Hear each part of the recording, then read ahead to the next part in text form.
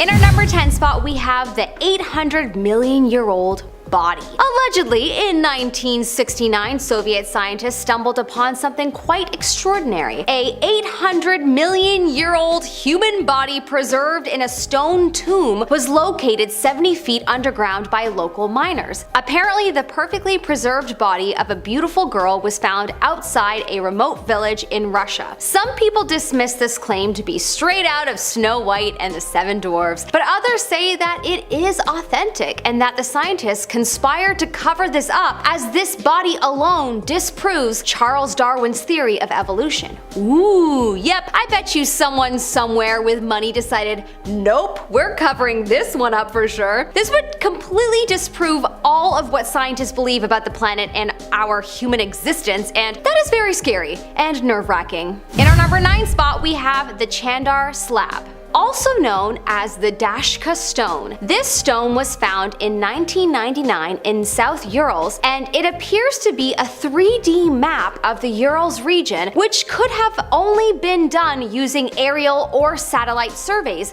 which is interesting to note, considering it is believed to be anywhere from 3,000 to 50 million years old. Times when, of course, that wouldn't have been possible. Radiocarbon testing provided no clarity as to when it was created. Another curious thing about it is that there are inscriptions on it from an unknown language. It's a very mysterious and potentially dark finding that Russian scientists are still puzzled about today. In our number 8 spot, we have alien skulls. A Russian researcher and scientist, Vladimir Melikov, discovered 2 mysterious alien skulls in Russia, along with a briefcase that is clearly German and from World War II. It was discovered in a Russian mountain range in Caucasus. The skulls are not human and are believed to have belonged to a bipedal species, aka an alien species. Vladimir said this while speaking to a reporter. Note the round hole at the bottom of the head. It is the base of the spine. The position indicates that this creature moved on 2 legs. Another strange thing is the absence of cranial vault and jaws, a mouth, several holes distributed in a circle. The eye sockets are unusually large. However, the facial bones are flat, as in hominids. He believed this belonged to a species that visited Earth. In our number 7 spot, we have the Ryazan disc. A mysterious metal chest plate was discovered in Russia and is now being featured in the State Historical Museum. The artifact was found in Ryazan, a place about 200 kilometers from Moscow. The only thing that is known about the object is that it is from the 4th century and that the artifact has similarities to the Greek object, the Antikythera mechanism, that was used to predict eclipses and the positions of the planets. Scientists are puzzled over its mysteriousness, and apparently there is no explanation for the concentric circles that are covering the surface of the object. Whatever it was used for, there's no denying that it sure looks mystical. It looks like it could have also just been armor for a soldier too, but maybe that's just me. In our number 6 spot, we have frozen alien corpses. Scientists have discovered this alleged frozen alien corpse in Siberia in Russia. The area had quite a few sightings of a UFO crash right before the corpse was found. It was reported that the Russian military was sent to the area to clean up the crash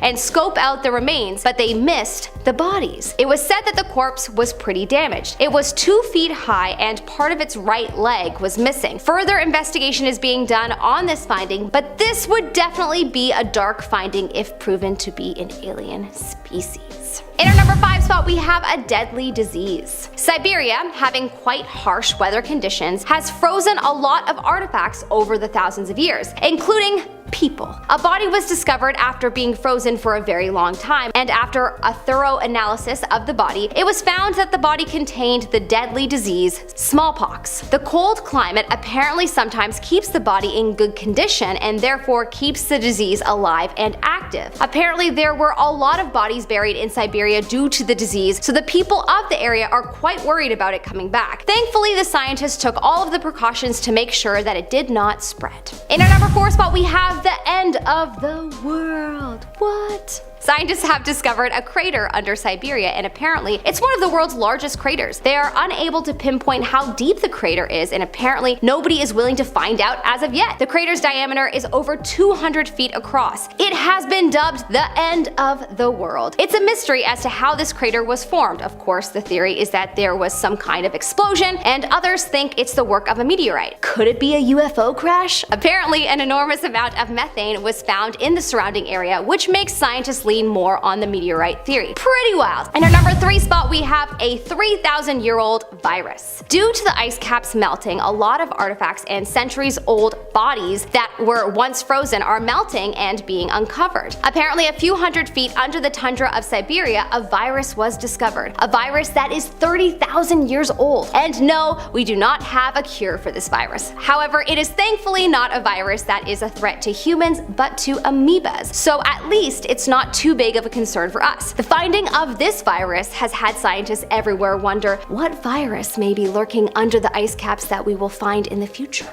In our number 2 spot, we have the baby mammoth. Okay, this one isn't dark per se, but I suppose its coat is a darker shade of brown, so fine, I'm stretching, but it needed an honorable mention because it's cool. A baby mammoth was discovered in 2007 in Russia. It is said to be over 48,000 years old, and the remains were found completely intact due to being frozen for all of these years and only recently being revealed due to the ice cap melting. Even the eyes were still fully intact. Whoa. It is apparently now in a museum close to where it was found so that the world can now see it. Pretty cool. In our number 1 spot, we have the Bronze Age couple. In 2017, archaeologists discovered the remains of a man and woman holding hands. So cute. Truly a tale as old as time. Till death they did not part. But seriously, this is so cute and wild because this couple is said to be from the Bronze Age, about 4,800 to 4,300 years ago. The other crazy thing about this couple is that the man had a wide jade ring in his eye socket. There were apparently more rings on his chest, and beside his knee was a bag with medals that have an unknown purpose. Beside the woman, there was a 13-centimeter jade knife. Apparently, the jade rings were a symbol for money, and only a small number of craftsmen in eastern Siberia could make them. Scientists have also been puzzled over how people of this time were able to produce such fine carving. What technology did they use? Starting us off at number 10 is the monster study. In 1939, speech pathologists at the University of Iowa set out to prove their theory that stuttering was a learned behavior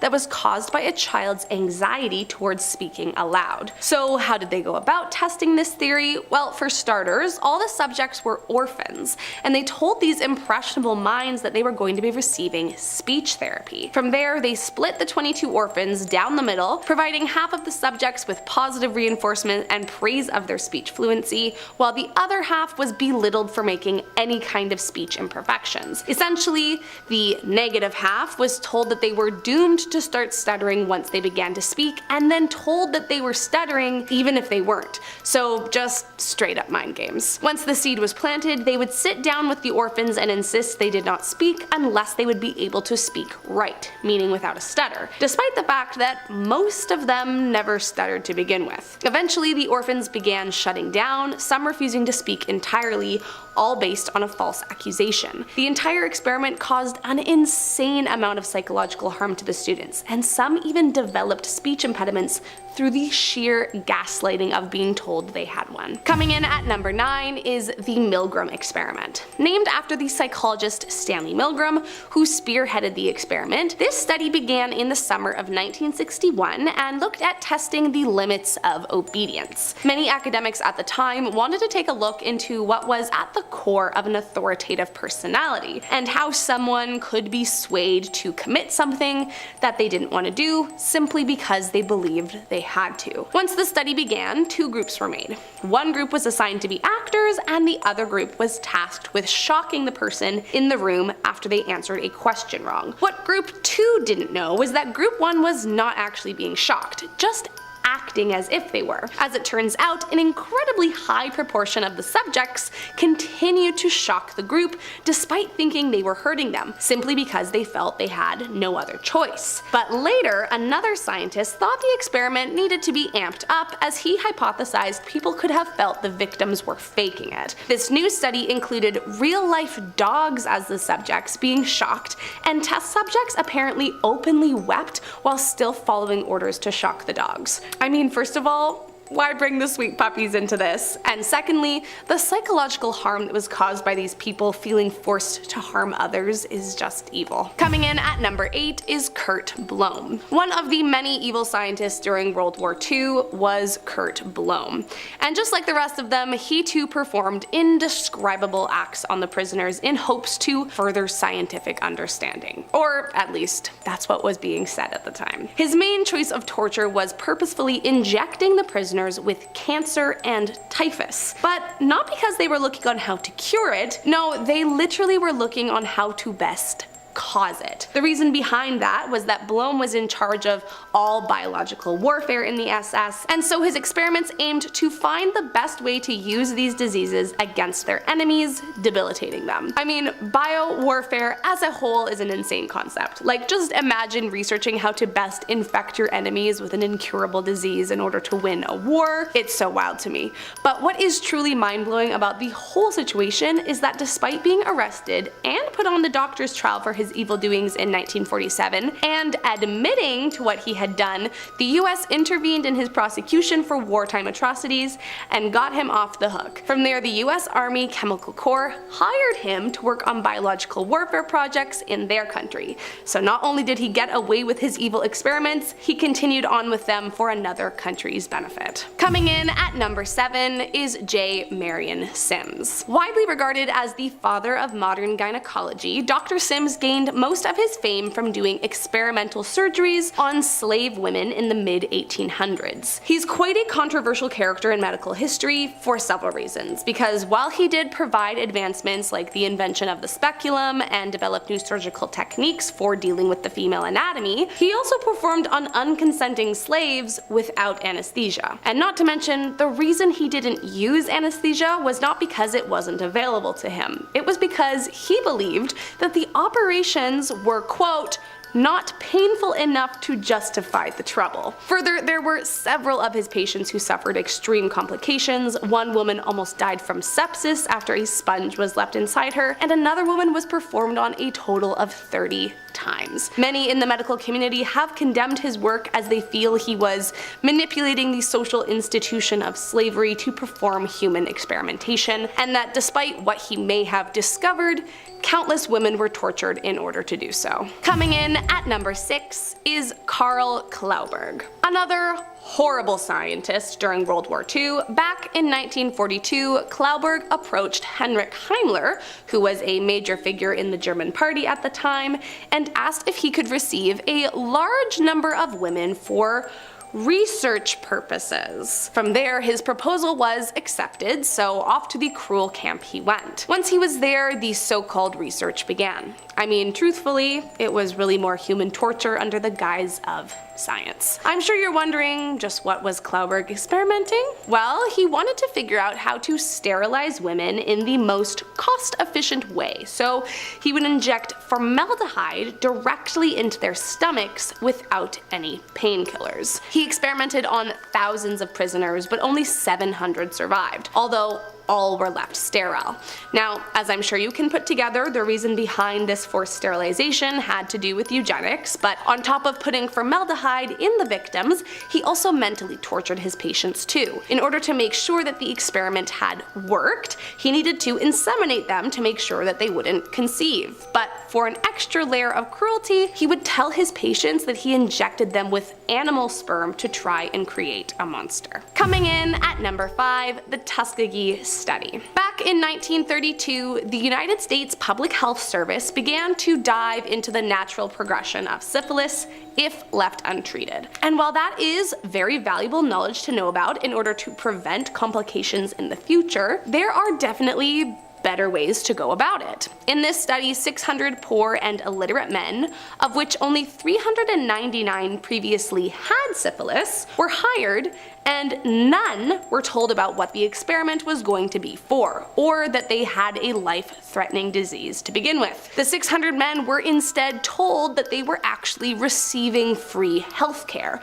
meals, and burial insurance in exchange for participating. What's even more sick is that even though penicillin was proven to be an effective cure in 1947, the study continued all the way until 1972, essentially needlessly infecting hundreds of people and watching them die of a disease that already had a cure. It's just insane that this went on for so long, and it definitely is one of the most evil experiments to have seen the light of day. Coming in at number 4 is the Stanford prison experiment. Probably one of the most notorious experiments ever recorded is the 1971 Stanford experiment. In 1971, Philip Zimbardo set out to test the nature of human nature, specifically what happens when you put good people in evil situations. To do so, he set up a 2-week study and paid college students $15 a day to play guards and prisoners. The day prior to the official start, those assigned as guards were given an orientation and provided uniforms. The next day, those assigned as prisoners were mock arrested by the police, a detail that utterly blindsided participants, and taken to the jail for the study to begin. Immediately upon arrival, they were dehumanized, forced into a strip search, given an ID number, and sent to their cells. Nearly immediately, things got out of hand. By day 2, guards were harassing the inmates with psychological and physical abuse, and prisoners were attempting to rebel against their treatment, which only exacerbated the abuse, prompting the guards to strip the prisoners of their uniforms, take their mattresses, and force them to relieve themselves in buckets. On the 3rd day, alliances were being formed, offering rewards to prisoners with good behavior, and by the 4th day, full-on riots were breaking out. Things escalated so badly that the experiment ended on the 6th day, a whole week before it was scheduled to end. While incredibly controversial, the Stanford prison experiment has been the basis of psychologists and even historians' understanding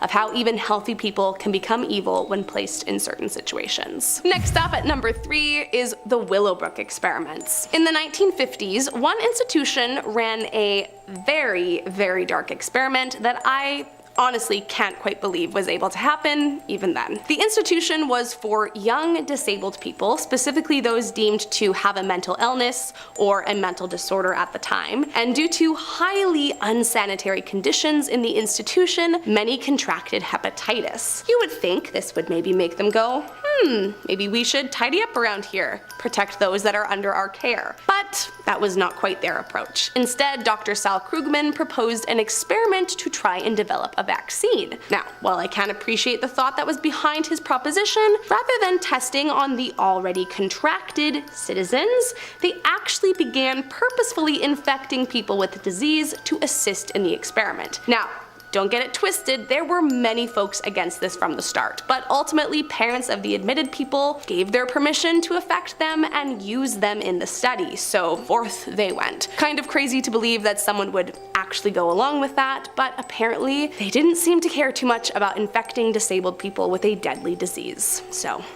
there you have it. Coming in at number 2 is Dr. Sigmund Rascher. As we have covered by this point, there were many evil scientists researching cruel experiments during World War II, and one of the worst doctors of the time was Dr. Sigmund Rascher. When he joined the army, he asked the leader if human subjects could be provided at his disposal, and by 1942, his wishes were granted. He began conducting experiments in pressure chambers where he would simulate a high altitude and then quickly alter the pressure to simulate the conditions of a pilot free falling with no oxygen. But he was most well known for his cruel freezing experiments on 300 prisoners, supposedly to figure out the best way to warm up soldiers who experienced hypothermia. He would either force his victims to remain outdoors, completely naked in freezing temperatures for up to 14 hours, or would place them in tanks of ice for 3 hours, measuring their pulse and internal temperatures all the while. From there, they would warm up their victims, experimenting with a variety variety of different temperatures, including boiling water,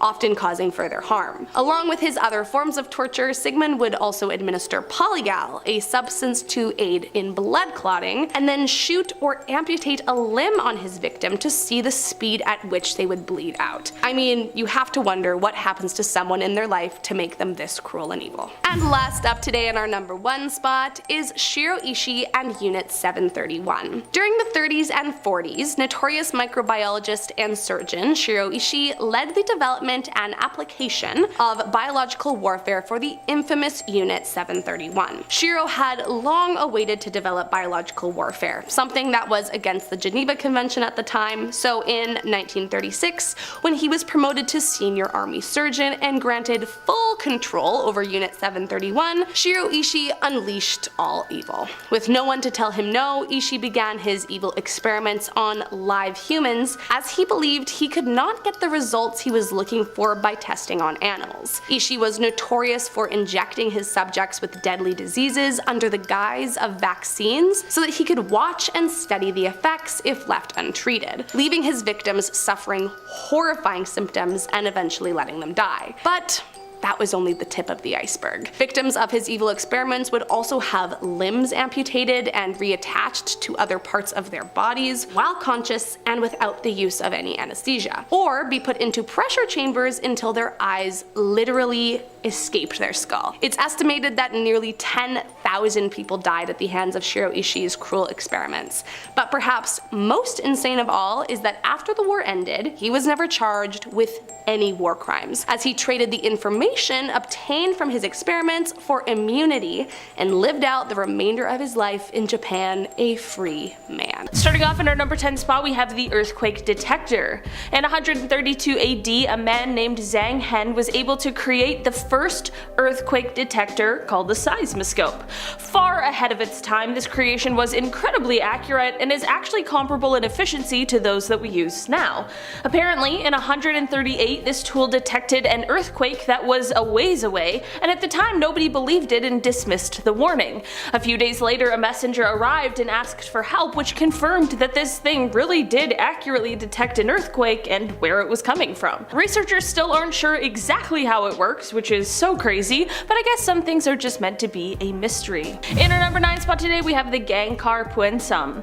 This mountain is the largest mountain that has been unclimbed by humans and stands at a height of 7,570 meters or 24,836 feet. Studies and measurements of this mountain started 100 years ago in 1922, but it wasn't until much more recently that we began to acquire actually accurate details about it.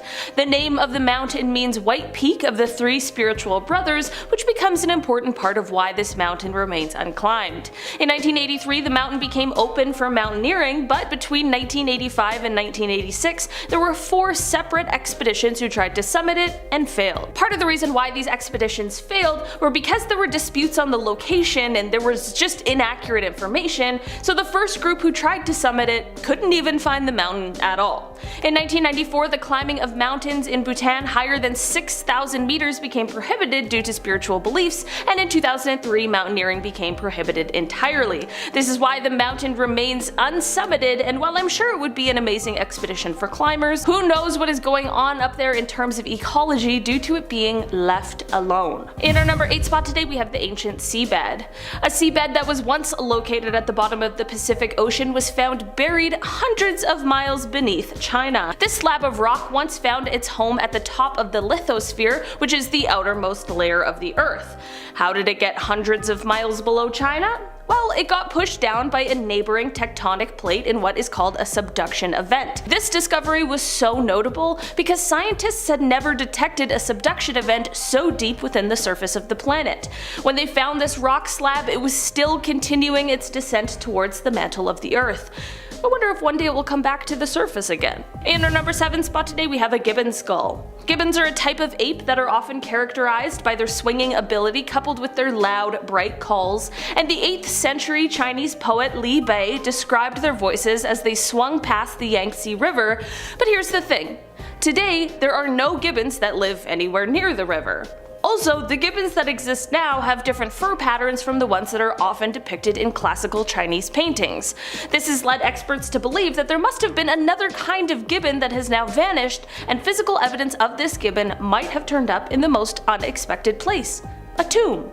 This tomb, which was built for the grandmother of the first emperor of China nearly 2,300 years ago, contained a skull and a jawbone so distinct that scientists believed they must have belonged to a member of this now extinct gibbon genus. Many surviving gibbon species are now facing extinction, so it is likely that there were others in the past who unfortunately faced the same kind of fate. In our number 6 spot today, we have the green gel. This is a discovery that was made by the U-22 rover, which is currently exploring our wonderful moon. On Lunar Day 8 last year, which began on July 25th, the rover was doing its thing, finding its way through an area that was filled with a bunch of small impact craters.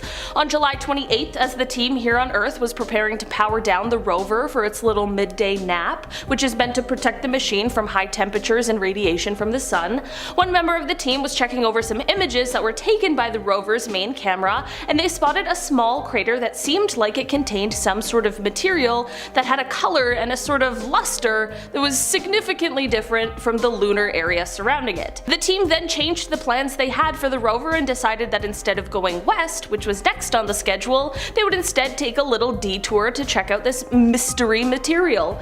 The rover carefully made its way over to the crater and examined it with both its visible and near-infrared spectrometer, which is a thing that detects lights that are scattered or reflected off of a material, which helps to reveal what they're made up of. For a while, no one knew exactly what the substance was, and it was only being described as being gel-like and being a weird color, but after almost a year of more research, it was finally identified. It's rock. More specifically, rock that was melted together, most likely in the heat of impact from a meteorite. It's insane that something like that created a dark green, glistening impact melt, but it's also very cool. I'm just glad that this is one mystery that we got to the bottom of. In our number 5 spot today, we have the Gobi Desert structure. This is one discovery that had conspiracy theorists' minds absolutely swirling. About a decade ago, someone was searching through some Google Maps images when they found a mysterious array of structures and patterns that appeared to be etched into the surface of the Gobi Desert, which is of course located in China. The structures are reminiscent of geoliths, but they're seemingly much more modern and newly created. The speculation of what this structure could be or why it was created went wild, with people saying that they were street maps of American cities or messages either to or from some sort of extraterrestrials. The list of bizarre theories just goes on. While this is still sort of conspiracy sounding, this is likely the most reasonable explanation for what these structures are, and that is that these structures are used to help calibrate China's spy and radar satellites.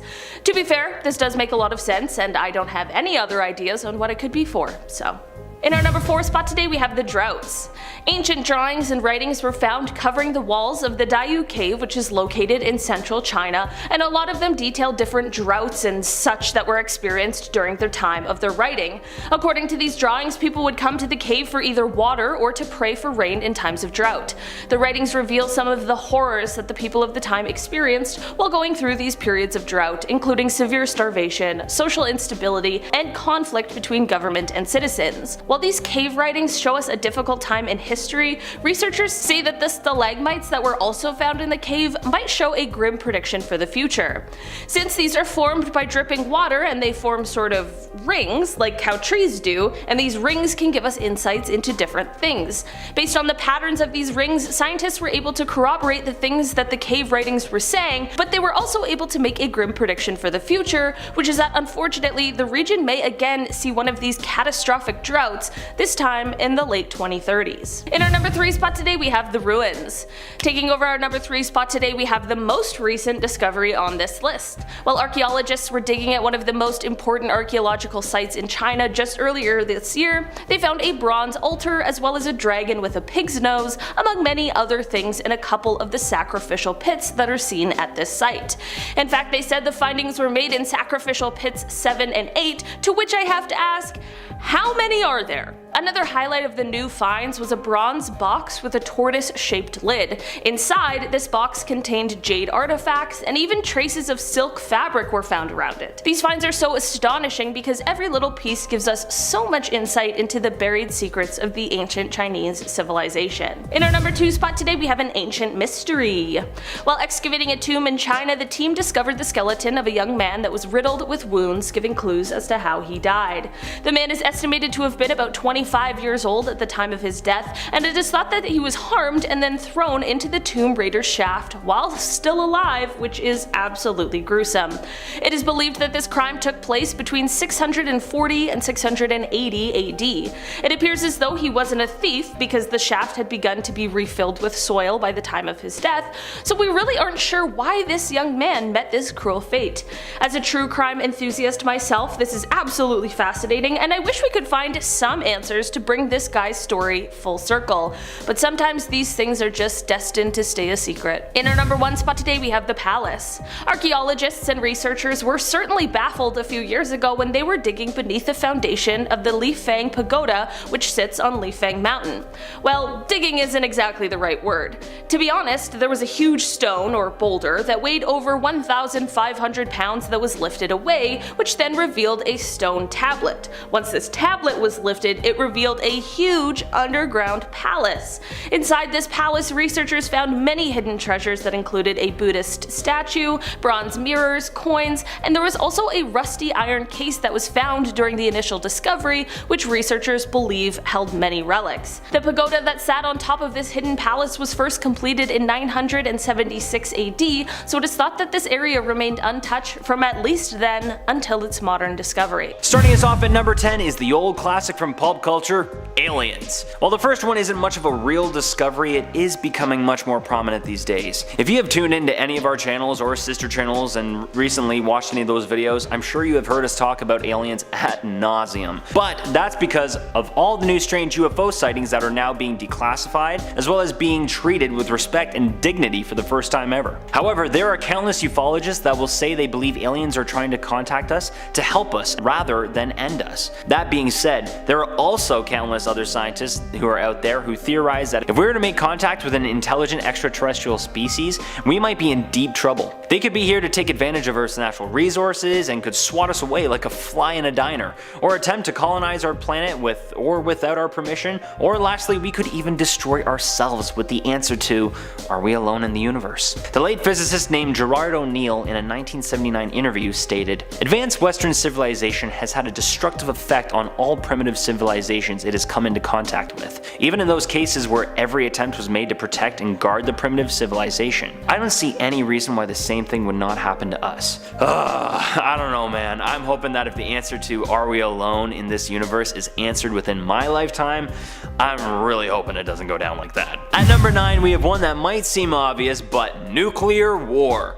Okay, hold the phone here. There is a little bit of good news here. Limited exchanges like the terrible US bombings of Hiroshima and Nagasaki are fairly rare. Although, bombings unfortunately do happen around the world every single day in war-torn countries, which is very sad, but none that are nuclear in size. If nuclear war were to occur, it would most likely be a humanitarian catastrophe and harm many but not all human beings. That being said, that doesn't mean that's where the damage would stop. The possibility of nuclear winter is very possible in the aftermath of a nuclear war, and that is something to have cause for alarm. Nuclear winter could happen if enough nukes were detonated, and then the world's temperatures would decrease dramatically. After that, it would lead to disrupting food production and possibly rendering human life impossible. It's unclear how possible or how large of a nuclear war you would need to create a worldwide nuclear winter, but nevertheless, it is a possibility. But don't worry, here's a solution. I got it right here for you.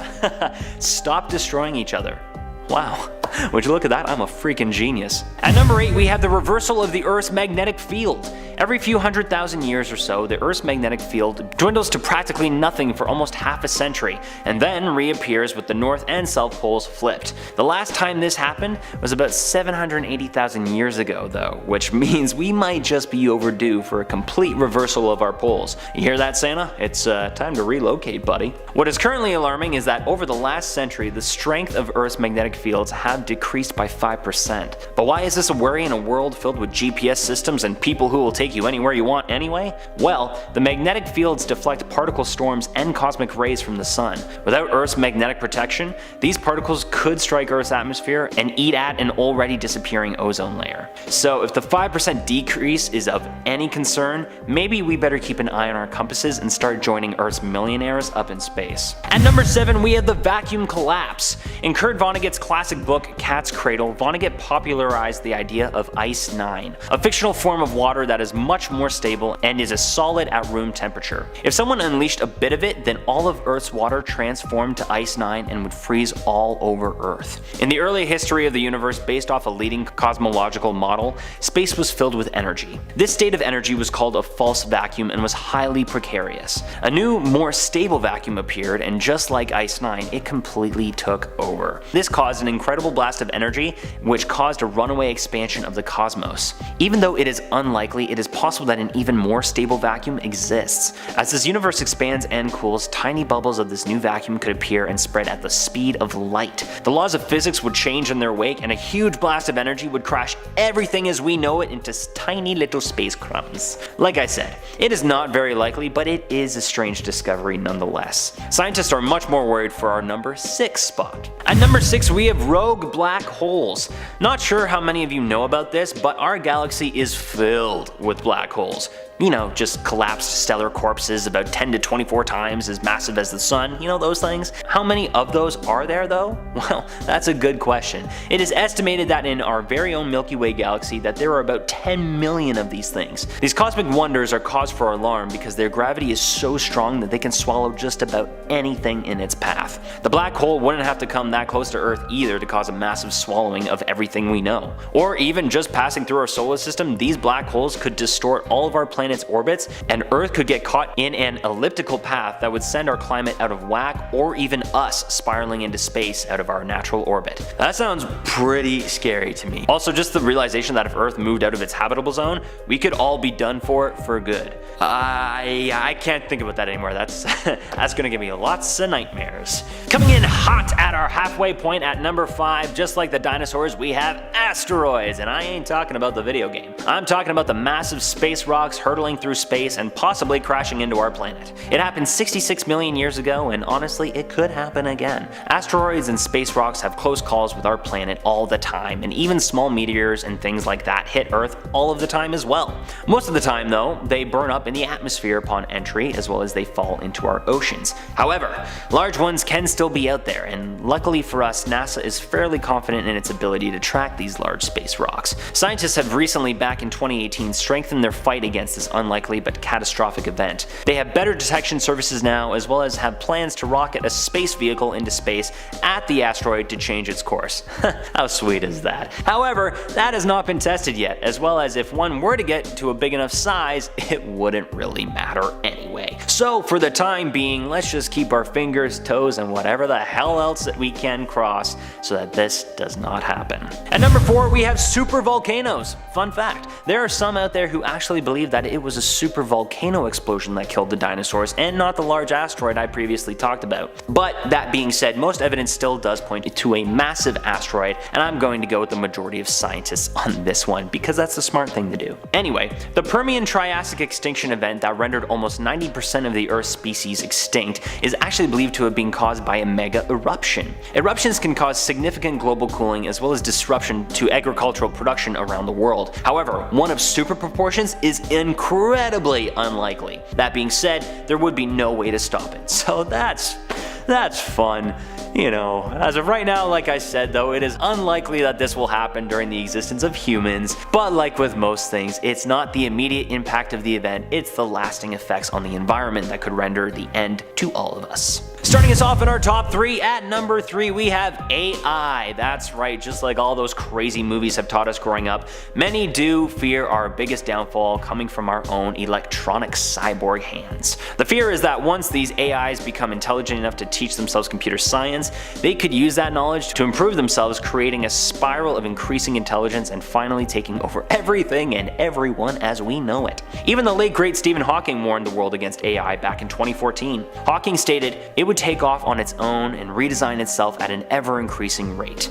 Yup, if Stephen Hawking said it, then you know there's something to it. So once again, you can find me in my end-of-the-world bunker. Coming in mega hot at number 2, we have climate change. That's right, this one we all known about for years, and we'll have to deal with for years as well. Corals are bleaching, seas are warming, temperatures are warming, hurricanes are happening more frequently, ice is melting, forest fires are raging, the list goes on and on and on. Yes, we are in a major battle to save our planet from the lasting and terrible effects of climate change, and if we do not do something about it soon, in our lifetime, it will only make things worse for the next generation, who may or may not see the truly horrid effects of climate change. So please, everyone, just remember, you don't need to be perfect, we all just need to do better. Fight against companies who don't take our climate crisis seriously, educate, converse, do whatever you can, and sure enough, we will have a ripple effect of saving our planet. And just remember, it all starts with just one tiny action. And finally, coming in at our number 1 spot is the unknown. That's right, the scariest and strangest discoveries that could end all of humanity as we know it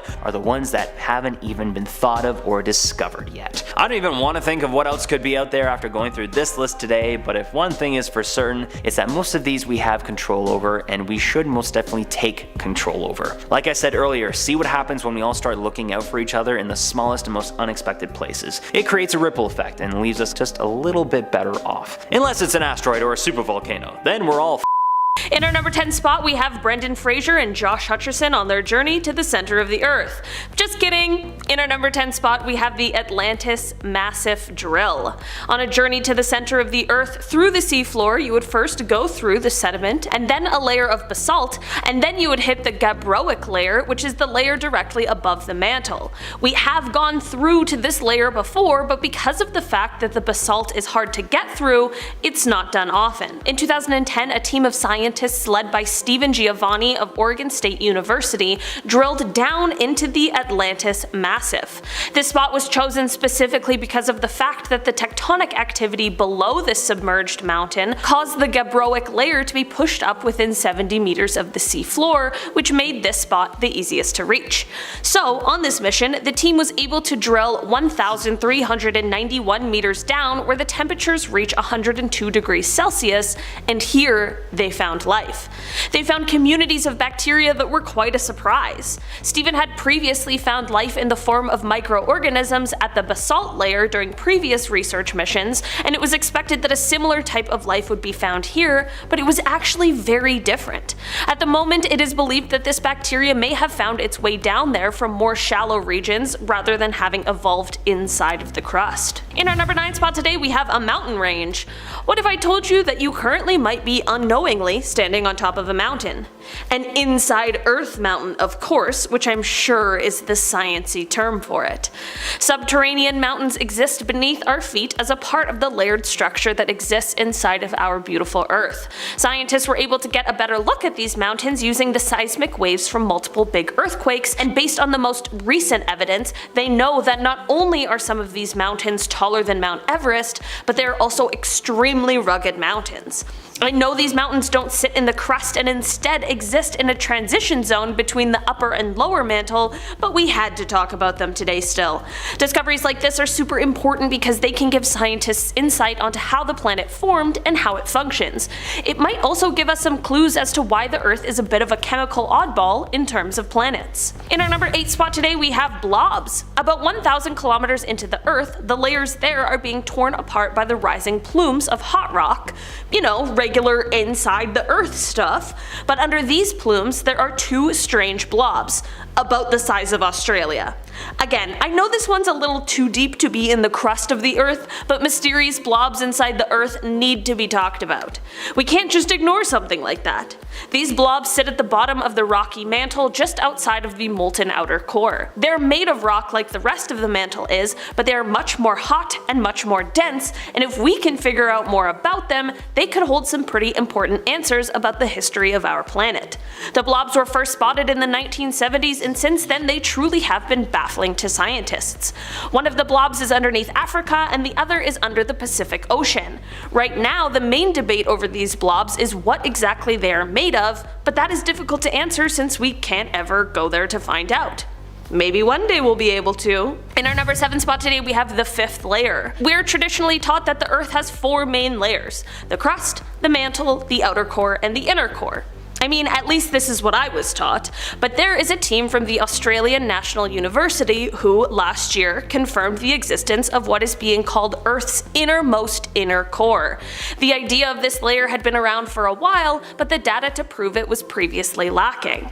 Through observing the data of how seismic waves travel through the Earth, they were able to detect this new innermost core, and although it is quite difficult to observe, this discovery may give insight into a previously unknown, dramatic event that took place in the history of Earth's existence. Geophysicist and study lead Joanne Stevenson said, "We found evidence that may indicate a change in the structure of iron, which suggests perhaps 2 separate cooling events in Earth's history. The details of this big event are still a bit of a mystery, but we've added another piece of the puzzle when it comes to our knowledge of the Earth's inner core." In our number 6 spot today, we have an ancient seabed. A seabed that once was located at the bottom of the Pacific Ocean was found buried hundreds of miles beneath China. This slab of rock once found its home at the top of the lithosphere, which is the outermost layer of the surface of the Earth. How did it get hundreds of miles below China? Well, it got pushed down by a neighboring tectonic plate in what is called a subduction event. This discovery was so notable because scientists had never detected a subduction event so deep within the surface of the planet. When they found this rock slab, it was still continuing its descent towards the mantle of the Earth. I wonder if one day it will ever come back to the surface again. In our number 5 spot today, we have old crust. Speaking of what I just said, we've got to talk about the vanishing crust of the Earth. I mean, we just talked about finding old outer layers of the Earth descending down into the planet, but what happens to this crust? Researchers have now provided evidence that shows that while Earth's crust is mostly made up of new materials, there is a percentage of it that is ancient chunks that once sunk down to the mantle, only to later resurface. This led them to also discover that based on the amount of the crust that was recycled, the planet would have had to have been creating crust since its formation 4.5 billion years ago, which contradicted the previous theories. I wonder if the crust we're standing on right now is the same crust that the dinosaurs stood on. Maybe that's scientifically inaccurate, but it's kind of a cool thought. In our number 4 spot today, we have ultra low velocity zones. These guys are called ULVZs for short. Yes, I'm Canadian. And these are patches on the core mantle boundary that have extremely low seismic velocities. So remember when we were talking about the blobs and how they use seismic activity to find them? Well, the zones where the blobs are slow velocity zones. So what could be in the areas where there's ultra low velocity? These zones are mapped as being hundreds of kilometers in diameter and tens of kilometers thick, and their shear wave velocities can be up to 30% lower than the areas surrounding them. It is currently hypothesized that these zones are either enriched in iron, partially molten, or a combination of the two. Or perhaps they are a result of the presence of carbon. Again, it's one of those things that is super hard to observe when you can't actually go down and check it out. In our number 3 spot today, we have the Earth's core. Okay, we're talking about the core again. I know, not the crust, but the discovery of the age of the core of the Earth is something we have to talk about. The solid inner core of the Earth is a 2,442 kilometer ball of iron that has now been estimated to have formed 1 billion to 1.3 billion years ago.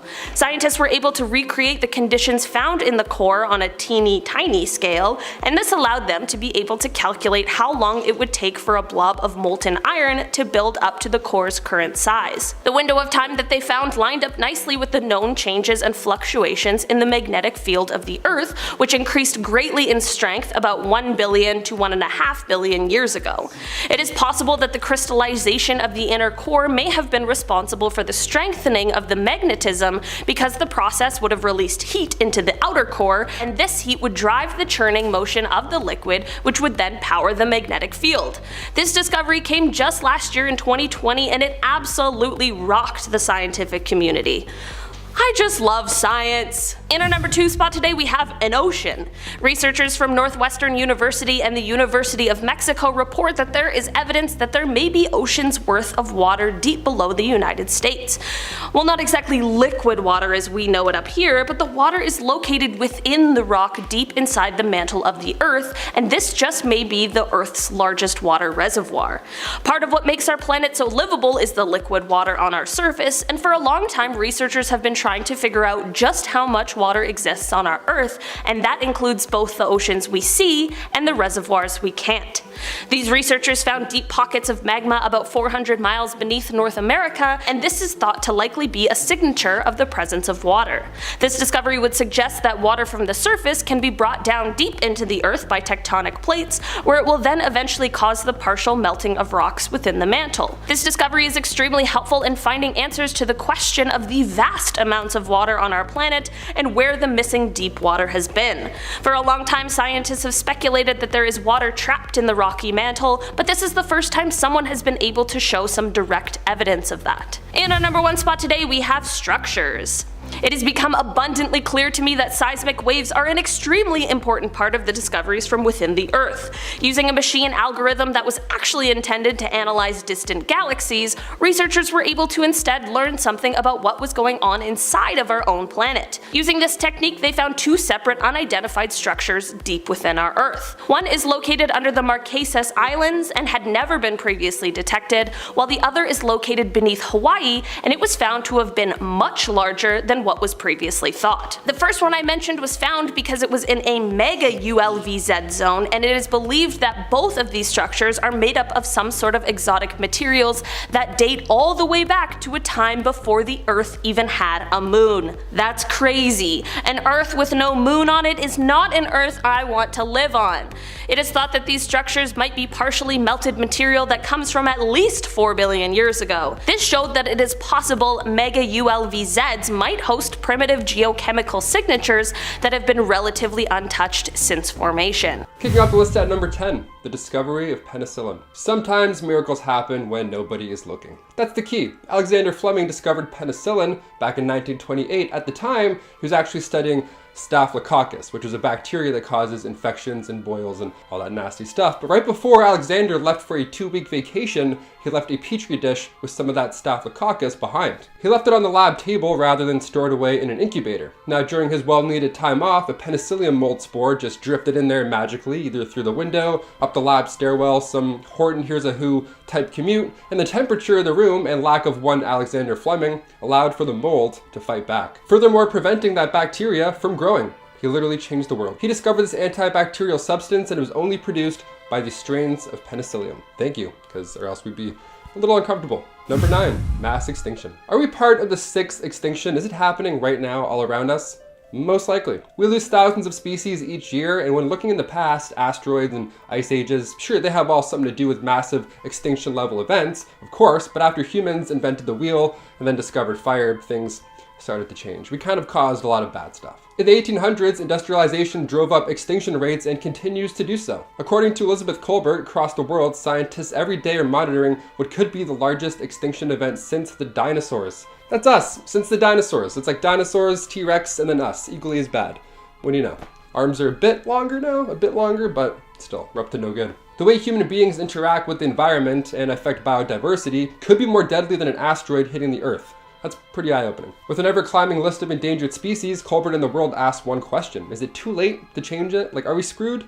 Most likely, but we can do our best at this point. Okay, let's move on to something a bit lighter so we don't feel like complete trash. Sounds good, let's do it. Number 8, monkey business. Okay, this study done back in 2016, I had to include it because in the list of unsettling things, this definitely fits. This is the most unsettling thing I've ever heard in my life. And yeah, that includes finding out you're part of a mass extinction level event. This one's right beside it. You ever see Planet of the Apes? The voice acting, the motion capture, Andy Serkis, he kills it. All those dots on his face, really good. The voice, nails it. It's like Caesar, it's very deep. I can't even do it. If I did, I wouldn't be doing this. I'd be doing Planet of the Apes movies. Well, it turns out in real life, they would sound even scarier than that. Research done back in 2016 showed that macaques have a vocal tract capable of speaking. The lucky thing is they just don't have the brain power to do so, or else they would sound like this. Will you marry me? Didn't hear it?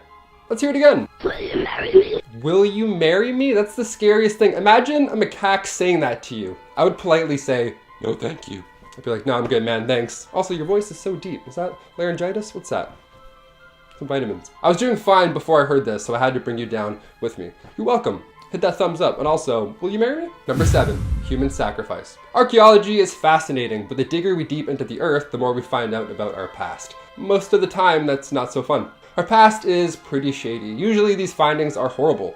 Not too long ago, we found the remains of a 3,000-year-old skeleton in Greece. They found the skeleton on the side of Mount Lycaon, which historians know as the site of animal sacrifice for Zeus. Ancient writers mention the site and how human sacrifice was also at play, and thanks to technology, we can now confirm that this is indeed the case, sadly. The upper part of the skull was missing, and the body was laid on 2 lines of stones, so it wasn't accidental. There were even stones laid on their pelvis, so something was going on. We look at Greece, of course, as the birthplace of philosophy, democracy, and 100-meter hurdles, and, you know, the 100-meter dash, all the Olympic stuff, that's great. But they also did some sacrificial, shady shit in their off time when they weren't slamming some Merlot. Science has allowed us to take a look all over the world as well, not just Greece. Ancient Egyptians, Aztecs, sometimes after Mayan ball games, sometimes the losing team would just be sacrificed.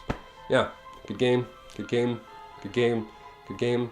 Are we getting sacrificed? No, okay, good. Good game, good game, good game. Everyone talks about how awful humans are now. No, we were pretty bad always, even before we knew how to speak words or what the sun was or what the moon was. We're like, you know what? I don't know what any of this is, but all I do know is that we gotta kill each other. Number 6, whale cancer. The big C, oddly enough, doesn't affect big fish. What do you know? Well, we do know that the risk of cancer increases as you age, but the amount of cells that you have surely has something to do with it, right? So large animals like whales, obviously they have a few more cells laying around. They're a bit husky, they're a bit bigger. You would think that the odds of whales getting cancer would increase, but the reality of it is that whales and dolphins are way less susceptible to cancer than us humans. We still have no idea why. Maybe it's because whales sing a lot? I don't know, maybe if we sing to each other instead of talking and killing, we can maybe beat cancer. I don't know, worth a shot. Let's just start singing like whales. That's how we'll communicate from now on. We'll just go, and then someone else will be like, good, thank you. Number 5, MK Ultra.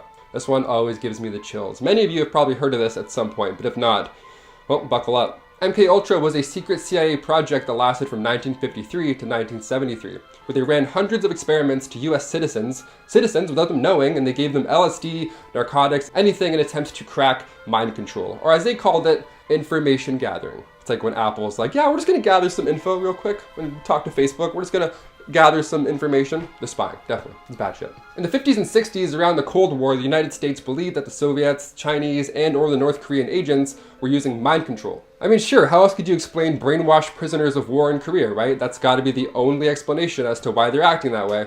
Nothing else to do with it. The program had subjects take LSD, hallucinogens, they had electric shock therapy at one point. Horrible stuff and all, and it was being done in universities, hospitals, and prisons. The happenings of this project weren't fully known to the public until years after it ended, but the agency destroyed most MK documents back in 1973 when it ended. So we think we know, in reality, we probably know nothing, Jon Snow. Number 4, skin problems. This is a specific case that I had to share. A Russian lady found a small lump below her eye, her left eye to be specific, and at first she didn't think much of it, but eventually this lump was gone, which is a good sign, but then a new lump had appeared later on. This time it was on her lip. Odd. So when she went to go see a doctor about this lip problem, which is new and the eye problem's now gone, they removed a Dirofilaria repens, which is a thin worm, crawls around in the face. Hence why the bump was disappearing and then reappearing later on. It was moving around. I just got goosebumps talking about that. Now, normally this type of worm only affects animals, dogs, cats, foxes, anything like that. They spread through mosquito bites as well. So next time you're in the woods smacking your arms, I dare you to not think of this. Good game. Number 3, particle accelerator. This list is full of unsettling things. I think they're pretty batshit insane, but this next one actually concerns me about our future. I don't mess with science. The at-home volcano trick where you like put in the vinegar and it goes poof, I don't do that. That's even scary for me. What if one experiment could hypothetically swallow our known universe? Would we do it? Sure, sounds fun. Why not? What have we got to lose at this point? Sir Martin Rees, Britain's royal astronomer, shines some light on a dark possibility in his book titled On the Future. The particle accelerator is this massive machine that does exactly that. It smashes these charged particles together at a high speed, all in the name of science. We're trying to further understand condensed matter physics, and while it sure sounds impressive, what if it goes south? What would happen? Well, it could destroy the world, apparently. These particles smashing together could create this strange matter that shrinks Earth down to 300 feet in diameter. Or it creates a black hole, one of the two. A black hole would just suck away all of our existence, or we'd be little tiny people. Thanks, Martin. Now I won't be able to sleep because I'm thinking of particle colliders and Freddy Krueger. Both are equally as haunting. Number 2, no more insects. This one I wish I didn't know. Ignorance is bliss, folks. But we're kind of doomed. No easy way to say it. And so is the bug spray industry, apparently. The world is losing insects, which if you're a little kid or if you're me, sounds like a good thing at first. I don't like bugs. any bugs. But when scientists tell us that the world has 70% less bugs than it did back in just the 80s, well, that's pretty concerning. Unsettling things scientists don't want us to see. I mean, this one they probably don't mind us taking a peek into. But we don't talk about this nearly enough. These buggy dudes are vital for our crops. The movie Interstellar, for example, is about our future and future humans running out of crops, so we should have been listening to Christopher Nolan this entire time. I knew it. Go watch Dark Knight, there's probably some clues in there somewhere. We're too focused on robots gaining the ability to do parkour that we're forgetting the sad science as well. And finally, coming in at number 1, mad cow disease. While we've got our hands full of this COVID madness, let me just add another one there to top you up. I stumbled across this Reddit thread here. It was titled, "Scientists of Reddit, what are some scary scientific discoveries that most of the public is unaware of?" Yeah, I read through a bunch of them, pretty scary, but I found this gem and had to finish the list off. One reply got lots of feedback, tons of support as well, and there's a great deal of people who just may be carrying around mad cow disease. But we won't know for another decade, give or take. So, sit tight. Stay tuned, I guess. Mad cow disease from the 80s and 90s was due to cows being fed the remains of other animals. Pretty horrible stuff. People then ate their beef and consumed prions, a protein that can destroy the human brain, and it's thought that many people still might carry prions but won't know until they start experiencing the symptoms, which could be 10 to 50 years after consuming said contaminated meat. It has a really long incubation period, and you can also contract the prions from blood transfusions, which is the reason why so many UK citizens from that time period still aren't allowed to donate blood. Fun fact, this is a very real thing. And to answer your question, no, there is no cure, and it can kill you in just a few months.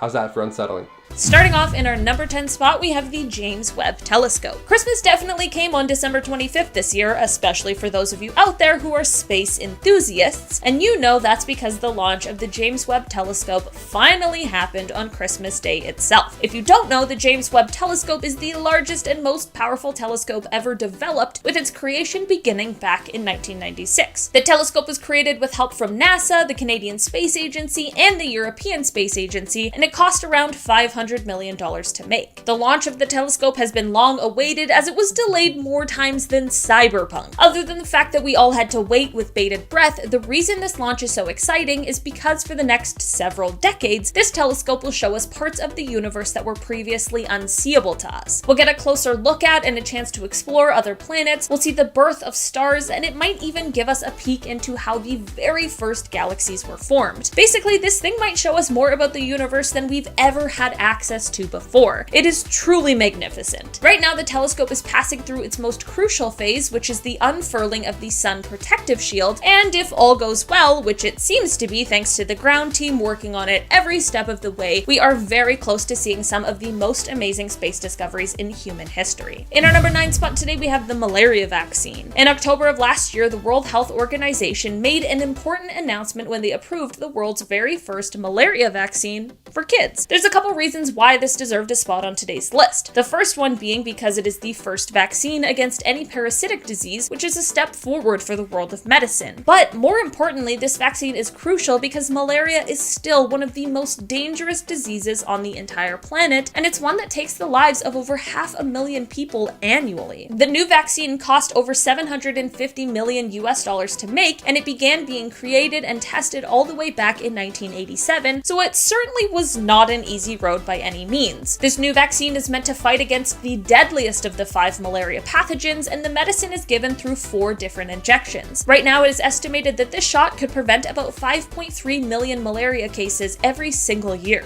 In our number 8 spot today, we have Mars. February of 2021 was a big month for Mars, which is hilarious to say, but also very true. In that time, there were 3 different missions that arrived to the Red Planet, and this wasn't really a coincidence. It was just a few different space agencies taking advantage of the Earth-Mars orbit alignment, which only happens once every 26 months. First, the UAE's Hope orbiter reached the planet, which is aimed to study the past, present, and future of the Mars climate by orbiting the planet. This will hopefully show us any patterns or changes on Mars, whether they're daily, monthly, or yearly. Then, the CNSA Tianwen-1 began surveying the surface of the planet from orbit before the Zhurong rover touched down on the planet to actually move around the surface. And then finally, we have the Perseverance Perseverance rover from NASA, which will spend the next few years digging into the soil and rock to collect samples of the planet for us to study. With all of these Mars visits, one of the most important things we learned, or really tested, is how we can fly through the brutal and harsh Martian atmosphere. Basically, the Ingenuity helicopter that came on the mission with Perseverance helps by scouting out the area ahead to highlight any potential hazards or objects that might be of interest. I had to include this quote from an article on indiatoday.in where I found some of this information because it really sums up this whole point so beautifully. They wrote, quote, "This year on Mars, the UAE learned how to orbit, China learned how to land, and NASA learned how to fly." In our number 7 spot today, we have animal evolution. It isn't necessarily surprising for me to say that humans are having an impact on animal evolution. That much is kind of to be expected, especially since we tend to treat the Earth like we're the only ones who live on it. But 2021 showed us some pretty clear examples of just how we are affecting this change. Studies have now shown a sharp rise in the populations of African elephants without tusks. Why?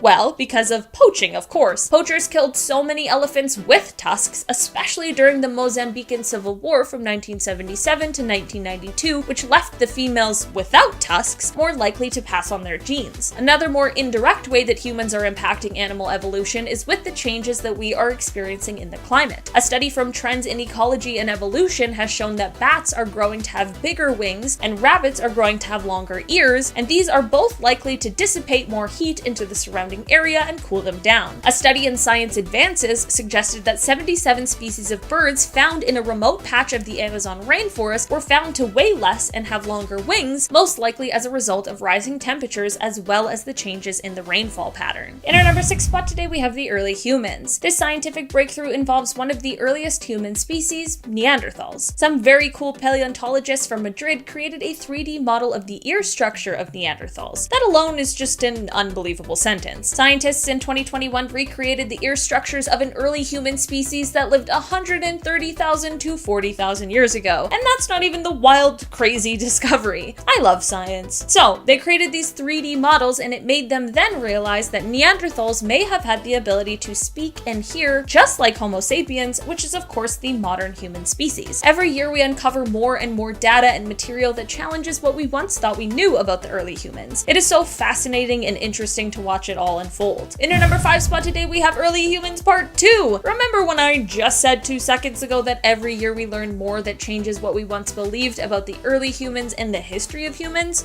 Well, here's another one. In September of 2021, a study dated footprints that were found in the White Sands National Park, and they were said to be from 21,000 to 23,000 years old. For those of you sitting there being like, well, how could they possibly know how old footprints are? These prints, referred to as the ghost prints, were dated by using radiocarbon dating of the dried ditch grass seeds that were found both above and below the footprints. The reason why this dating was important is because prior to this, many archaeologists placed the start of human life in the Americas at around 13,000 years ago at the end of the last ice age, and this was based on tools that were found in New Mexico. The paper that published this information, which, just for transparency, has been debated by some, suggests that humans actually lived on the continent during the ice age, which of course changes a lot. A month after this find, there was a study published in Nature that showed evidence of Vikings living in North America earlier than what was once thought. The researchers got to this conclusion by examining cut wood and finding samples of a cosmic ray event that happened in 993 CE. This is definitely a couple of discoveries that are still unfolding and being examined and looked into further, but it's all very interesting. In our number 4 spot today, we have quantum computing. Okay, I'm not gonna lie, this is a discovery that I know very little about, if I even know anything on the topic at all, so bear with me as I try to do my best to explain. To my understanding, quantum computers do in seconds what the best supercomputers would take days or weeks to complete and process. These quantum computers use the laws of quantum physics, which is the thing I know nothing about, to get these incredible processing capabilities, which completely changes the game for a multitude of things like meteorology, cybersecurity, national defense, the list just goes on. Okay, so how does this relate to a 2021 moment?